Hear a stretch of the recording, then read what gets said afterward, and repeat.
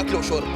هي بس انت تقول لها ازاي 3000 واحد في جنسيه واحده ودين واحد وكلهم قرايب واصحاب وحبايب يقعدوا مع بعض في لحظه واحده في اذان واحد يفطروا مع بعض. هي